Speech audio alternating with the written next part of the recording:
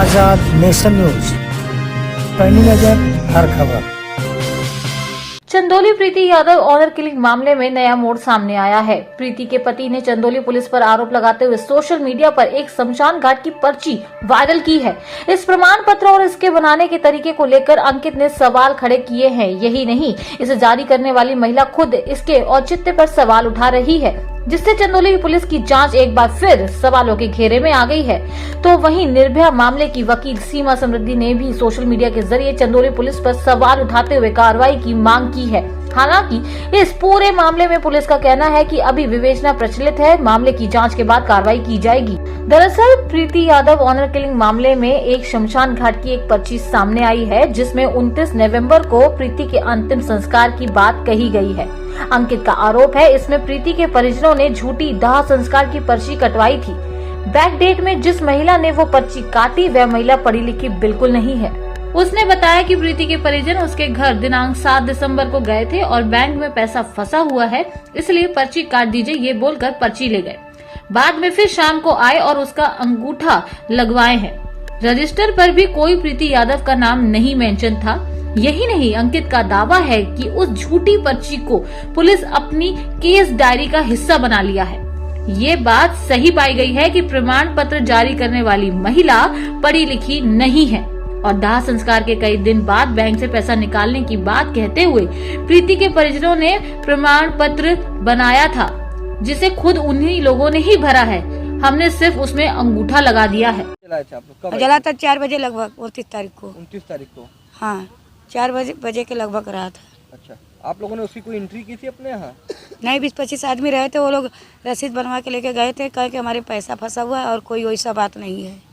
कब रसीद बनवा कर ले गए हैं? बनवा के गए थे, इतना याद तारीख को उसी में तो खुद ही लिखा होगा। कितने दिन पहले ले गए? हाँ, इतना हम पढ़े नहीं है कि पढ़ के बताएं। कितने दिन पहले लेकर गए थे लगभग आज से? अरे गए थे हफ्ते के अंदर। ये कौन भरा था, उसको कौन लिखा था? तो लिखने वाले वही लोग भरते थे ना, हम तो पढ़े नहीं है। हम बताते थे कि भैया ऐसे ऐसे लिखिए।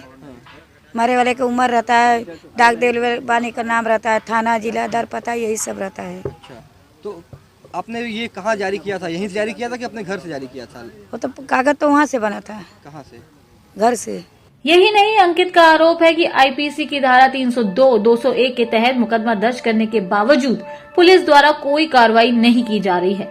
इसमें सीओ सदर और आईओ ऑफिसर की मंशा पर सवाल उठाते हुए सीबीआई जांच की मांग की है। देखिए, सीमा मैम से हमारी वार्ता हुई है। उन्होंने मुझे भरोसा दिलाया है कि वो प्रीति यादव को न्याय दिलाएंगी और ज़रूरत पड़ी तो वो चंदौली भी आएंगी प्रीति को न्याय दिलाने के लिए। उन्होंने हमारी लड़ाई देखकर हमें पूरा मदद का भरोसा दिलाया। क्या रहा अब तक पुलिस का क्या रवैया रहा? देखिए, 35 दिन हो गए, अब तक पुलिस का रवैया बेहद निराशाजनक रहा है। मैं लगातार 35 दिन से अलीनगर थाने का, डीएसपी कार्यालय का, एसपी कार्यालय का और आईजी कार्यालय का चक्कर काटते काटते थक गया हूं। अब मैं मुख्यमंत्री योगी आदित्यनाथ जी से मिलने जा रहा हूं और मैं उनसे निवेदन करूंगा कि हमारे साथ न्याय हो। हम एक दूसरे को प्यार करते थे, हम दोनों ने घर से सब बंधन तोड़ के शादी किया था और उसके बाद उसकी मान प्रतिष्ठा के लिए प्रीति की हत्या हो गई, तो मैं प्रीति की लड़ाई अंतिम दम तक लड़ूंगा। वहीं निर्भया की वकील रही सीमा समृद्धि ने भी पुलिस की धीमी जांच पर सवाल उठाते हुए जल्द जांच कार्रवाई की मांग की है। उन्होंने अपने ट्विटर और फेसबुक पर इस घटना से संबंधित वीडियो और फोटो शेयर किए हैं। उन्होंने अपने ट्विटर पोस्ट के बाद सीएम योगी, डीजीपी, एडीजी वाराणसी समेत चंदौली पुलिस को भी टैग किया है। साथ ही प्रीति की मौत से पहले लिखी गए नोट को बड़ा सबूत बताया है। साथ ही पुलिस कई कार्यप्रणाली पर सवाल उठाते हुए कहा है कि पुलिस की अब तक हैंडराइटिंग की मिलान नहीं कर सकी। ऐसे में लगता है कि चंदौली पुलिस पूरी तरह से प्रभाव में आकर काम कर रही है। बेटी का मृतिका का जो स्टेटमेंट है डेथ से पहले जब वो अपने घर गई थी, वो एक बहुत स्ट्रॉन्ग प्रूफ है। उस बेटी के अपनी वाइफ जो प्रीति थी उसकी हैंडराइटिंग जिसमें ये लेटर लिखा था और उसके क्लास के बहुत सारे नोट्स इन सारे ऑफिसर्स को, इन्वेस्टिगेशन ऑफिसर को प्रोवाइड करवा चुके हैं। लेकिन ये इतना ज्यादा इन्होंने इन्फ्लुएंस में काम कर रही है चंदौली पुलिस, चाहे वो एसपी हो, चाहे डीवाईएसपी हो, आईओ हो, एसएचओ हो, कि इन्होंने अभी तक गिरफ्तारी नहीं की है। हालांकि इस पूरे मामले पर एडिशनल एसपी प्रेमचंद्र का कहना है कि 29 अक्टूबर को हुई घटना की जांच के लिए पुलिस ने मुकदमा दर्ज कर लिया है। घटना से जुड़े सभी साक्ष्यों और आरोपों का संकलन कर जांच की जा रही है। प्रेस से मिले स्क्रीन और फॉरेंसिक जांच के साथ ही घटना से पूर्व लिखे गए पत्र की हैंडराइटिंग भी मैच कराई जा रही है। देखिए, एक प्रीति यादव नाम की लड़की थी जो अंकित यादव से लव अफेयर था और उनका कहना है कि उन्होंने शादी किया था। इसमें घर वाले जो लड़की के हैं उन्होंने शादी भी तय किया था और सनशाइन होटल में उनका 2 दिसंबर को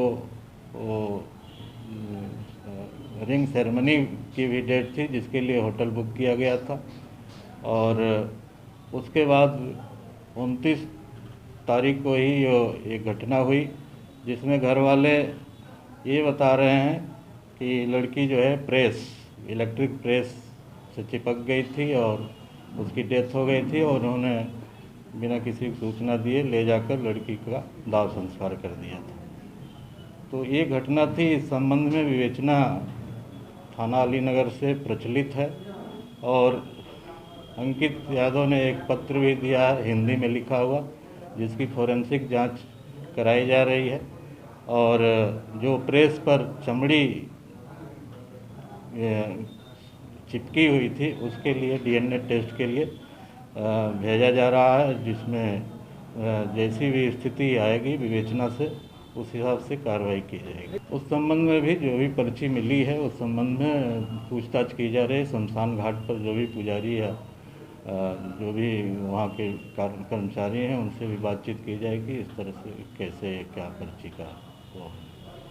बता दें कि मृतक छात्रा प्रीति अंकित से प्रेम करती थी। इसी बीच परिवार वालों ने छात्रा की शादी वाराणसी में तय कर दी।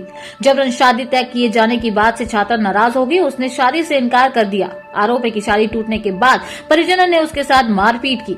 इसके बाद दोनों ने परिजनों की मर्जी के खिलाफ जाकर 9 नवंबर को रजिस्ट्रार के यहाँ शादी कर ली। 25 नवंबर को दोबारा हिंदू रीति रिवाज से शादी की। इससे अंकित के परिजन भी मान गए, लेकिन उनका प्रेम विवाह लड़की के परिवार वाले दिल से स्वीकार नहीं कर सके। उन्होंने लड़की की हत्या कर दी। आजाद नेशन न्यूज, पैनी नजर हर खबर।